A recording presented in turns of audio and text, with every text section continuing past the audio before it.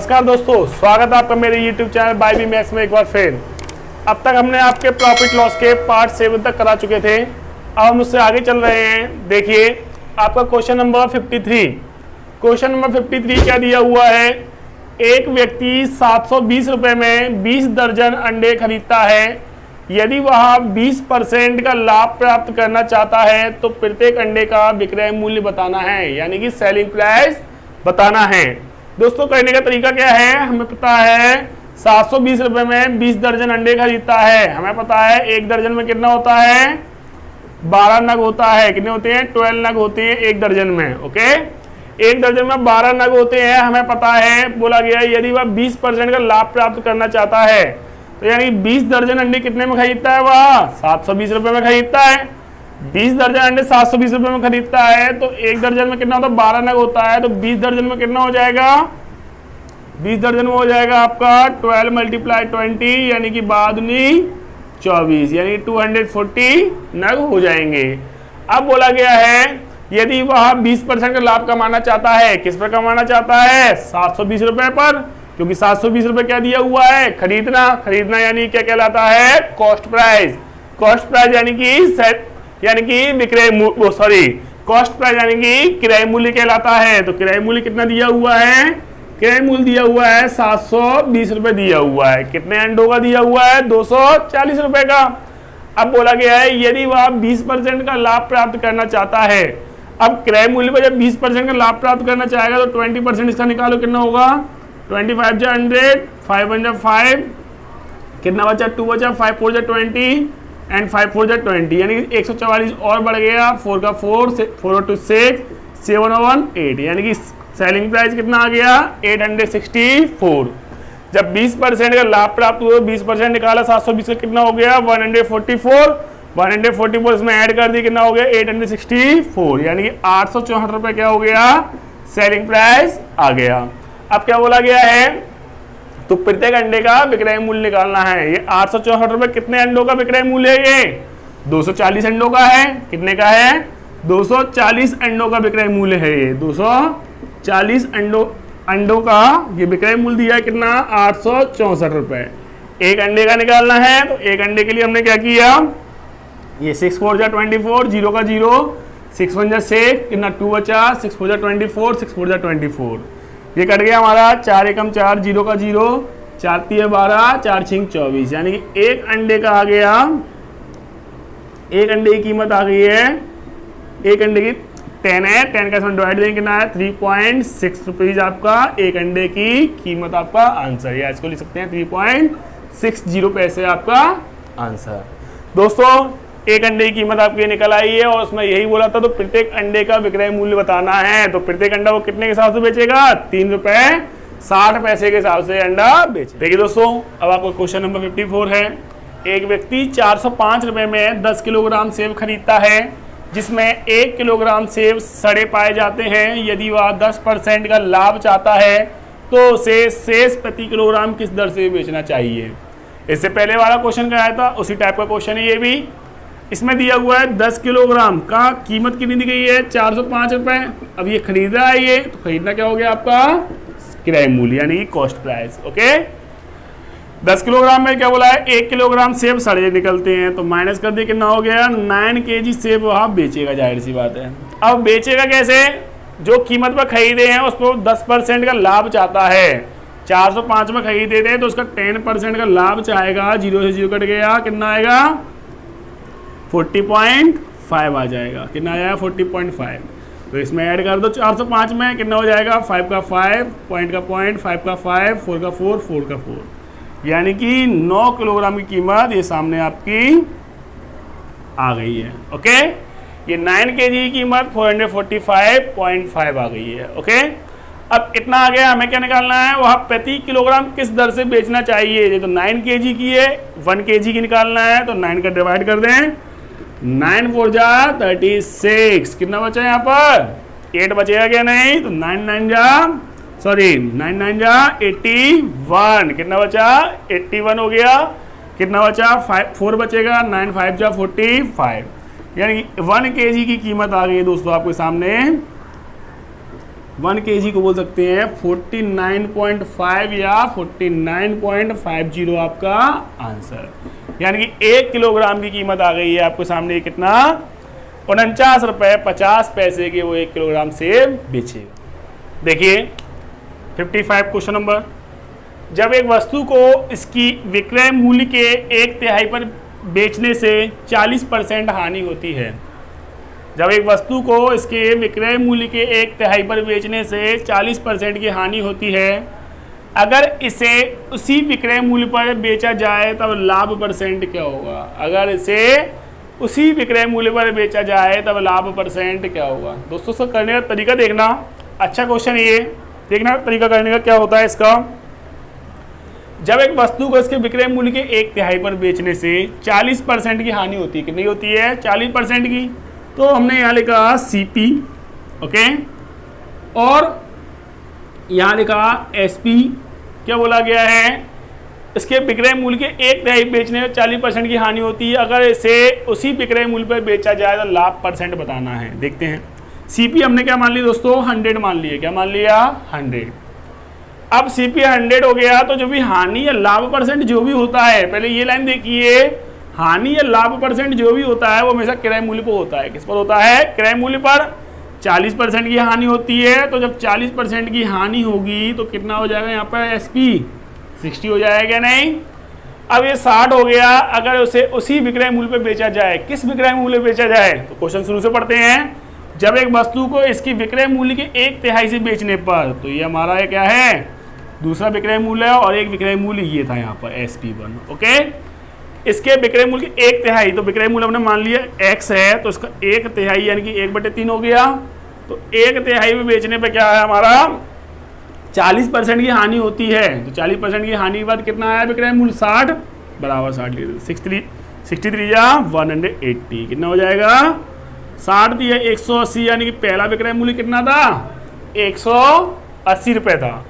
Verify कर लीजिए क्यों था। देखिए 1/3 से बेचने पर 40% की हानि होती है, जब इसका 1/3 कितना आएगा? इसका 1/3 देखो कितना आएगा? 60 आएगा क्या? नहीं करके देख लो। 180 मल्टीप्लाई 1/3, 3 6 18, 0 का 0, कितना आएगा? 60 आ रहा है। अब बोला क्या है इसमें? अगर इसे उसी विक्रय मूल्य पे बेचा जाए तब लाभ परसेंट क्या होगा? उसी विक्रय मूल्य यानी कि पहले वाले विक्रय मूल्य पे बेचा जाए तब लाभ परसेंट क्या होगा? क्रय मूल्य हमने क्या माना है? 100। ये SP क्या है? 180 पहले वाला, बाद वाला ये है हानि के बाद, ओके। तो बेचा जाएगा इस पर, तो कितना होगा? यहाँ से आता है क्रय मूल्य 100, 180 बेचा जाए तो प्लस सीधे 80% का क्या हो रहा है हमें? प्रॉफिट आपका आंसर। तो कितने का होगा? 80% का आपको क्या होगा? लाभ होगा। देखिए दोस्तों, जैसे हमारा क्वेश्चन नंबर 55 था, उसी प्रकार 56 है। जिन बच्चों को 55 समझने नहीं आया है वो 56 देख लीजिए, ओके।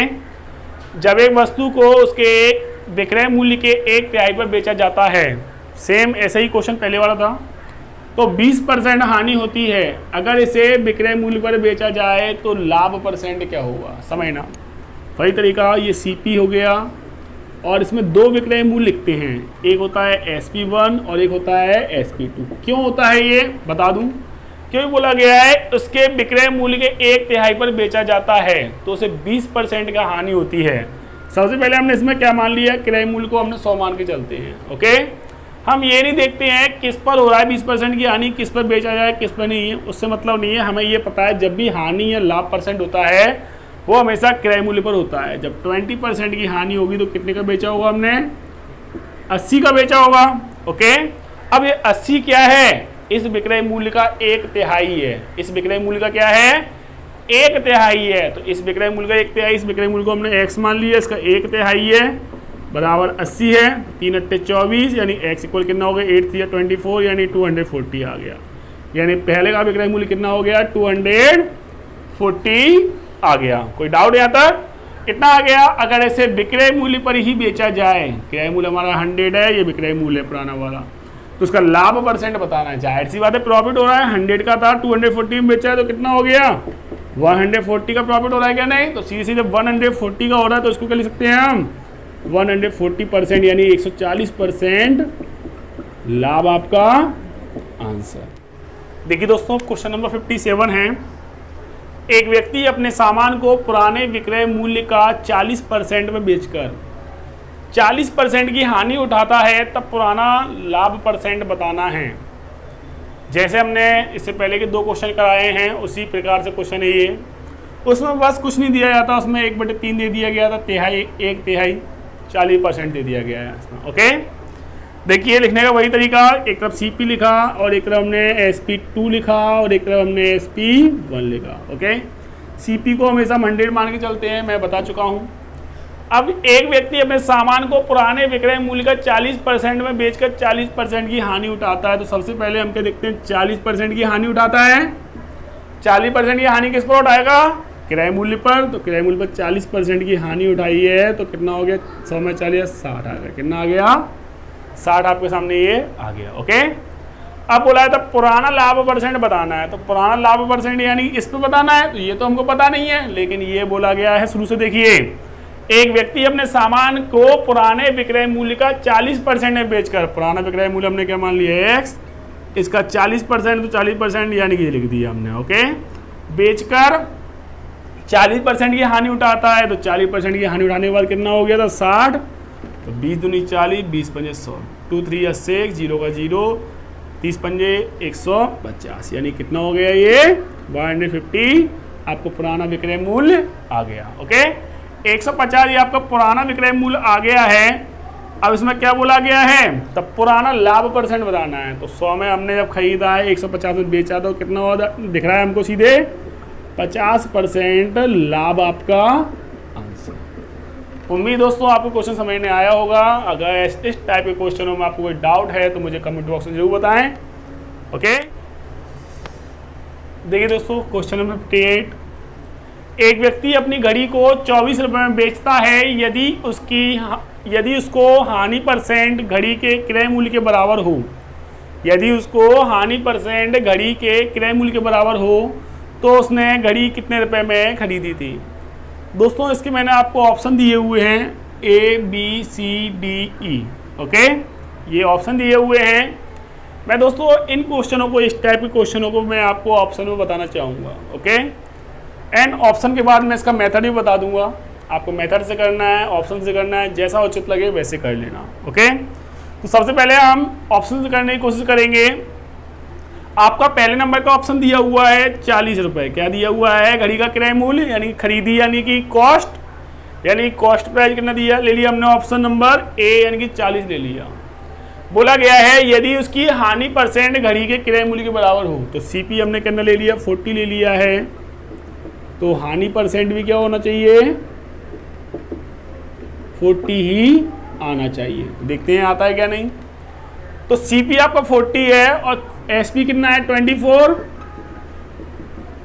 तो कितने की हानि हो रही है, जब 40 में खरीदा 24 में बेचा तो 16 की हानि हो रही है। किराए मूल्य क्या है 40 पे हो रही है, मल्टीप्लाई 100, 0 कट गया, 4 4 जा 16, 4 10 जा 40, यानी कि 40% लॉस आपका आंसर निकल आया। वेरीफाई हो गया। ओके, तो 40% हानि बोला था, तो 40 ही हमारा किराए मूल्य था और 40% ही हमारी हानि आई है। ओके दोस्तों, ये आ गया आपका।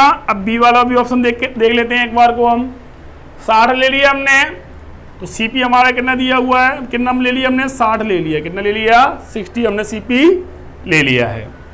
अब CP हमने 60 ले लिया है, तो SP कितना दिया हुआ है 24। तो ज़्यादा खरीदा है, कम में बेचा है, तो क्या हो गया, लॉस कितना हो गया, मैं 10 में 4 गया 6, 5 में 3, कितना हो गया 36 का क्या हो रहा है, लॉस हो रहा है।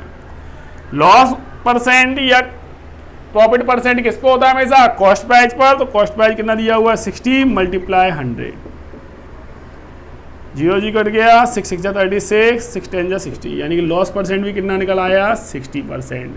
जो लॉस परसेंट है वही आपका कॉस्ट प्राइस होना चाहिए। तो दोनों देखो बराबर आ गए क्या नहीं, ये भी ऑप्शन मिल रहा है और ये भी ऑप्शन मिल रहा है, दोनों ऑप्शन मिल रहे हैं। 50 भी लेके देख लेना, ये भी लेके देख लेना। ओके, एंड हमें ये तो पता पड़ गया कि 40 एंड 60 दोनों आंसर निकल रहे हैं। तो ये तो होगा नहीं अकेला और ये अकेला भी नहीं होगा, तो दोनों क्या दिया गया है, या तो 40 या 60, कोई एक आप आंसर मान सकते हो। तो कौन सा हो जाएगा, ई वाला ऑप्शन आपका सही हो जाएगा। ओके, ये ऑप्शन आपका सही हो जाएगा। आप बोलोगे कि सर ने ये दोनों तो करके बताए नहीं है, तो ये दोनों आप घर से वेरीफाई कर सकते हो अपने आप से, ठीक है। अगर कोई भी डाउट है तो मुझे बताना कमेंट बॉक्स में, तो मैं इसको भी करा दूंगा बाद में, ओके।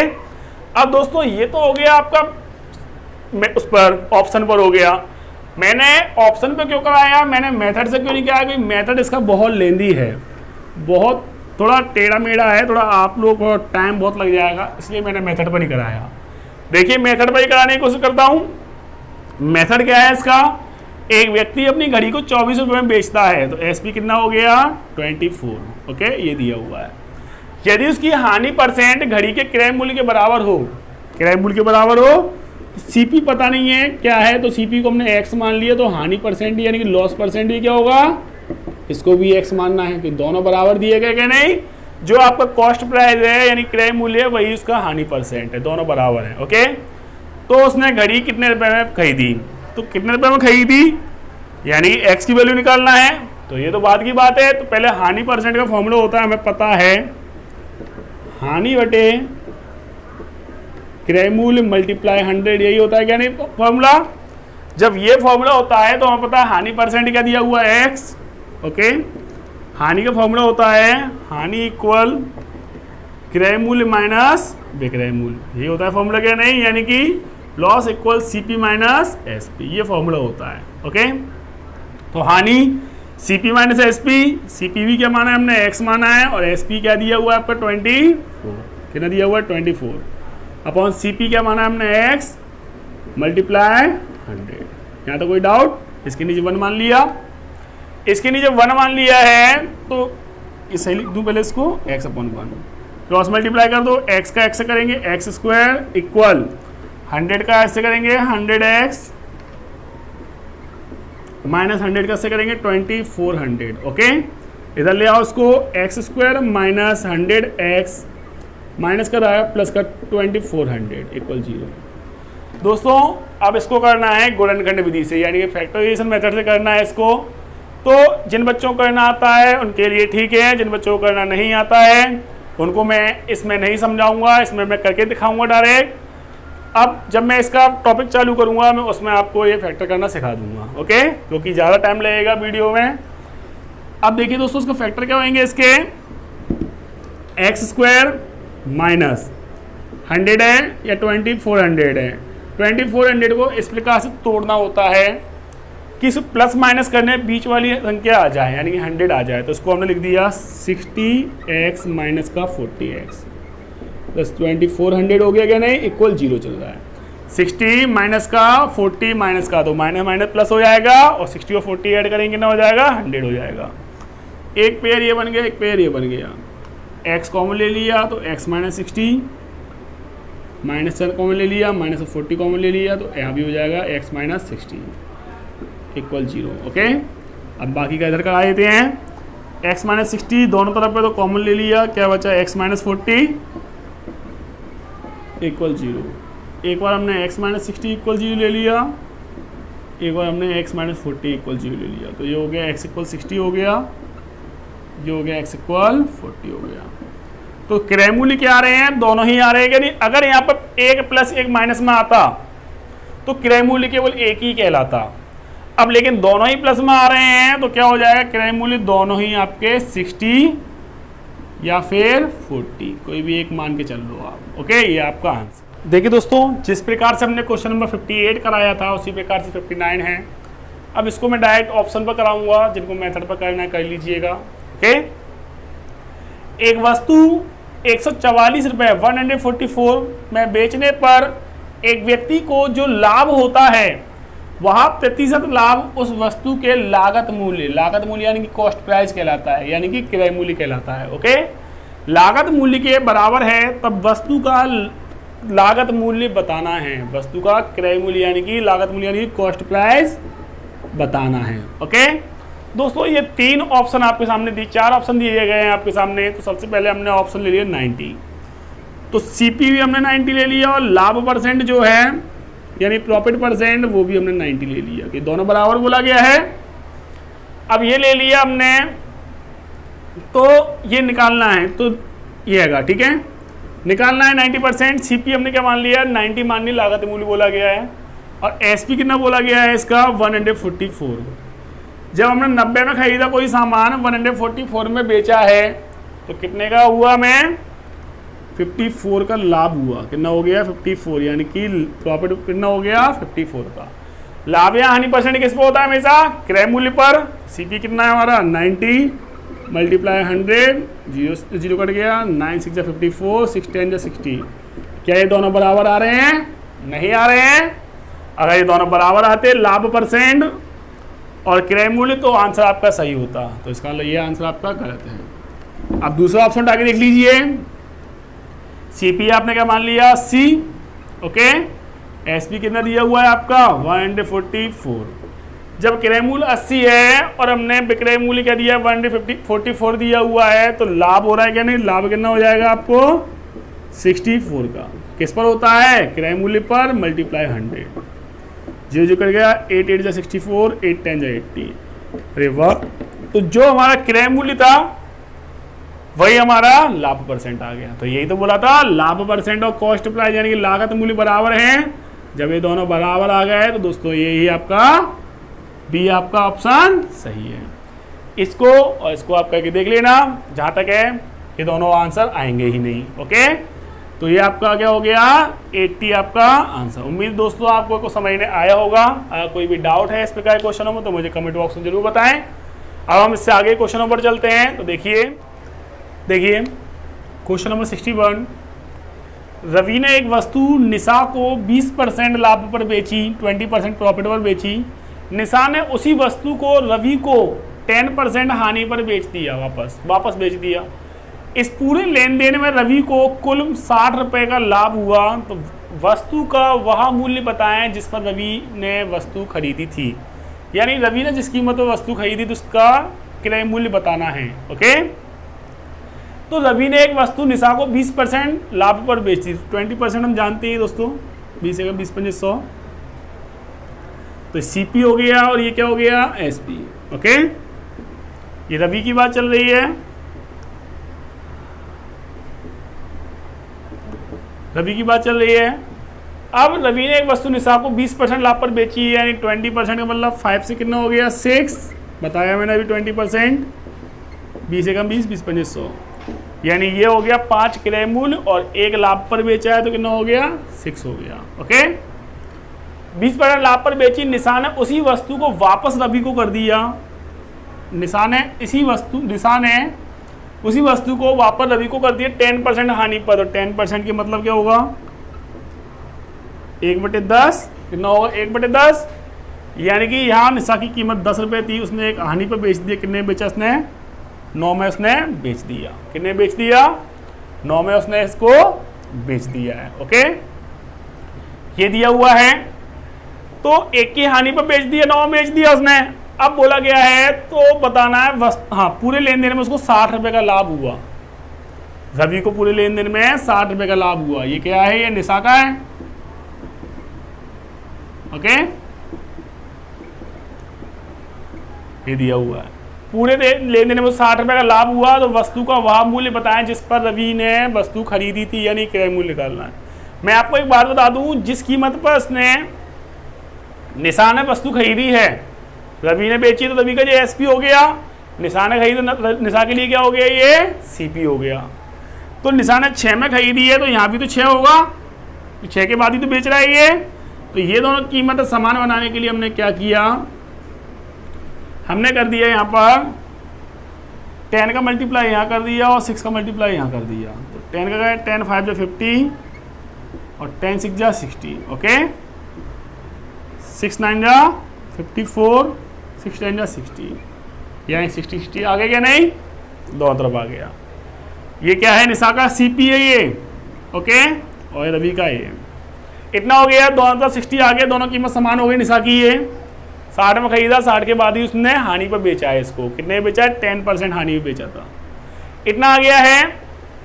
तो रवि का देखिए एक बात समझिए, रवि ने 50 रुपये कोई सामान खरीदा था 50 यूनिट का और उसने 10% प्रॉफिट के बाद निशा को 60 यूनिट में बेच दिया। अब निशा ने वही सामान वापस किया रवि को और कितने पर बेच दिया वापस किया उसने और उसने 10% हानि पर उसने बेच दिया, तो 54 यूनिट में बेच दिया। कितने बेच दिया? 54 यूनिट में बेच दिया है। मेरी बात समझना, रवि ने यहाँ से यहाँ तक कितने बेचा? 60 बेचा था और इसने वापस कर दी 54, यानी कि यहाँ से यहाँ तक कितने में 4 यूनिट का डिफरेंस हो गया। तो 4 यूनिट रवि ने यहाँ बराबर कर दिया, तब भी इसको कितना फायदा हुआ? 4 यूनिट तो यहाँ बराबर हो गया। फिर भी 60 तक पहुँचने के लिए कितने का लाभ होगा? 55, 56, 57, 58, 59 और ये 60, यानी कि 6 यूनिट अभी भी रह गई हैं। कितनी रह गई है? 6 यूनिट का प्रॉफिट अभी भी रह गया है। तो टोटल यानी कि रवि ने कितना प्रॉफिट कमाया? 6 यूनिट का। कितने कमाया उसने? 6 यूनिट का प्रॉफिट कमाया है। किस पर कमाया है? ये 6 यूनिट किसको रिप्रेजेंट कर रहा है? कुल मिलाकर 60 रुपए के लाभ को। कितने कर रहा है? 60 को। 6 × 60, 1 यूनिट की वैल्यू आ गई है आपके सामने 10। कितनी आ गई है? 10। हमें क्या निकालना है? रवि का क्रय मूल्य कितना निकाला है हमने? 50 यूनिट। 50 का यहाँ मल्टीप्लाई कर दें, 50 500 आपका ये रवि का सीपी सामने आ गई। देखिए दोस्तों, क्वेश्चन नंबर 62। रवि 400 रुपये की 12 पेंसिल बेचता है। 400 रुपये की 12 पेंसिल बेचता है, यानी 12 पेंसिल बेचता है, यानी कि एसपी कितना दिया हुआ है? 400 रुपये दिया हुआ है। ओके, 400 रुपये की 12 पेंसिल बेचता है। यदि 4 पेंसिल के क्रय मूल्य के बराबर हानि होती है, हमें पता है हानि का फॉर्मूला क्रय मूल्य माइनस विक्रय मूल्य, मैं पहले ही बता चुका हूं। Loss equal CP minus SP. Okay, ये होता है। 4 पेंसिल के क्रय मूल्य के बराबर हानि होती है तो एक पेंसिल का सीपी बताना है, यानी कॉस्ट प्राइस यानी क्रय मूल्य बताना है। देखिए करने का तरीका क्या है। 12 पेंसिल बेचता है तो उसे 4 पेंसिल के क्रय मूल्य के बराबर हानि होती है। जब 12 पेंसिल बेची है, जाहिर सी बात है 12 ही उसने खरीदी होंगी, तो हानि होती है। तो हानि क्या है? क्रय मूल्य माइनस विक्रय मूल्य, यानी सीपी माइनस एसपी।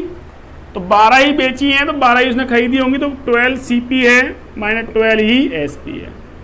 तो क्या बोला गया है? उसको 4 पेंसिल के क्रय मूल्य के बराबर हानि होती है। तो 4 पेंसिल के क्रय मूल्य यानी कॉस्ट प्राइस के बराबर उसको हानि होती है। ओके, देखिए सीपी सीपी प्लस का था माइनस का हो गया, माइनस का हो जाएगा तो 12 में से 4 जाएगा, कितना हो जाएगा यहाँ पर? 8 सीपी बराबर माइनस का 12 एसपी लगाया, कितना हो जाएगा? प्लस का 12 एसपी। ओके, इतना आपका आ गया। एक पेंसिल का सीपी निकालना है। एक पेंसिल का सीपी निकालना है, इसमें दिया हुआ है, देखिए मैंने पहले ही लाइन लिख दी है। 12 पेंसिल का विक्रय मूल्य 400 रुपये दिया हुआ है, 400। तो 12 एसपी की वैल्यू कितना दी हुई है? 400। 8 सीपी इक्वल 400। 8 5 जा 40, 0 का 0। एक का क्रय मूल्य यानी कॉस्ट प्राइस कितना आ गया? 50 रुपये आपका ये आंसर। यही पूछा था, एक का निकालना था। एक पेंसिल का क्रय मूल्य कितना हो गया? 50 रुपये आपका आंसर। देखिए क्वेश्चन नंबर 63। एक व्यक्ति 1 रुपये में 9 कलम खरीदता है। कलम यानी पेन खरीदता है। 50% का लाभ प्राप्त करने के लिए 1 रुपये में कितनी कलम बेचनी होंगी, यानी कि 1 रुपये में कितने पेन बेचने सेल करने होंगे, यानी कि सेलिंग प्राइस निकालना है। ओके, सॉरी, 1 रुपये में कितनी कलम बेचनी होंगी, यानी बताना है 1 रुपये में उसको कितने पेन बेचने होंगे। देखिए 1 रुपये में 9 कलम खरीदता है, 9 पेन कितने खरीदता है? 1 में, तो एक आपका क्या है? सीपी खरीद रहा है, सीपी हो गया।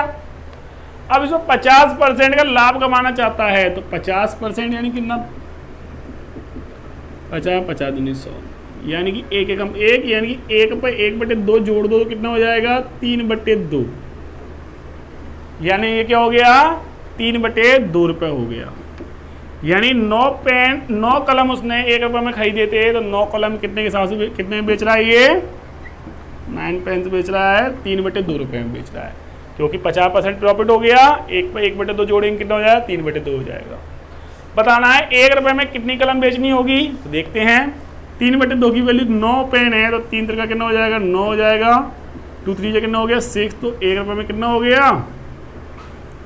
6 पेन उसको बेचनी होंगी। ये आपका आंसर। उम्मीद दोस्तों आपको समझ में आया होगा। अब हम इससे आगे क्वेश्चन पे चलते हैं। तो देखिए दोस्तों क्वेश्चन नंबर 64, अच्छा क्वेश्चन है ये। 20 किलोग्राम आलू की कीमत वही है जो 5 किलोग्राम टमाटर की, 12 किलोग्राम टमाटर की कीमत वही है जो 30 किलोग्राम प्याज की, 15 किलोग्राम प्याज की कीमत वही है जो 18 किलोग्राम गोभी की। यदि 10 किलोग्राम गोभी की कीमत 50 रुपए है तो 24 किलोग्राम आलू की कीमत बताना है। समझना मेरी बात को जरा। 10 किलोग्राम गोभी की कीमत कितनी दी गई? 10 केजी गोभी की कीमत कितनी दी गई है? ये दी गई 50 रुपए दी गई। कितनी दी गई है? 50 रुपए। तो 1 किलोग्राम का निकाल लें। 1 किलोग्राम गोभी की कीमत कितनी हो गई है? 5 रुपए। कितनी हो गई है? 5 रुपए। पढ़ते हैं शुरू से।